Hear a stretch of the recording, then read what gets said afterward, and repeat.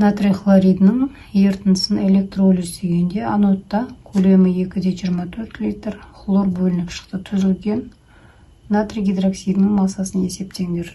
Есеп шарты осылай берілген. Енді біз реакция теңдеуін жазамыз. Натрий хлориді.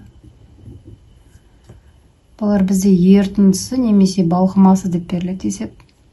Ерітіндісі дейтін болса, онда біз осы затқа суды қосамыз. Осы кезде сутек катодта бөлінеді, хлор анодта бөлінеді, және де ерітіндіде натрий гидроксиді болады. Енді реакция теңдеуін теңестіреміз. Судың алдына 2 қойсам, натрий гидроксидінің мына жақта сутек 4 болды, мына жаққа 2 қойсам натрий гидроксидінің алдына, және натрий хлоридінің алдына 2 қойсам теңеседі. Енді анодта көлемі 2,24 литр хлор деп тұр. Міне бізде анодта хлор бөлінді, хлор газы. Мына жақта сутек газы. Газдың белгісін қойып қояйық. Осы хлорға біз 22,24 литр жазамыз. Қалыпты жағдай, яғни литр болатын болса, дәл осы берілген көлемнің астына 22,4 литр тұрақты шаманы жазамыз. Бізге түзілген натрий гидроксидінің массасын есепте деп тұр.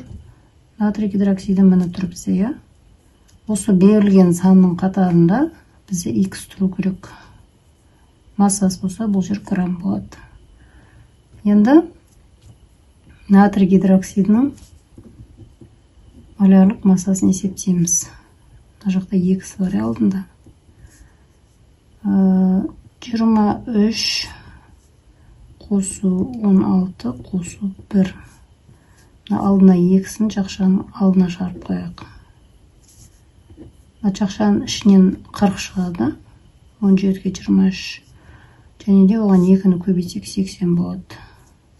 Осы 80-ді натрий гидроксидінің астына жазамыз. Енді бізге пропорция дайын болды. 80 граммда жерде. 2,24-ті 80-ге көбейтеміз бөлшектің үстіне. X тең 2,24 литр көбейтілген 80 грамм бөлінген 22,4 литр. Мына жерде литрлер қысқарады. Тең мына жерде шығады 8 грамм. Грамм қалды мына, сол үшін өлшем бірлігі грамм шығады. Есептің жауабы 8 грамм.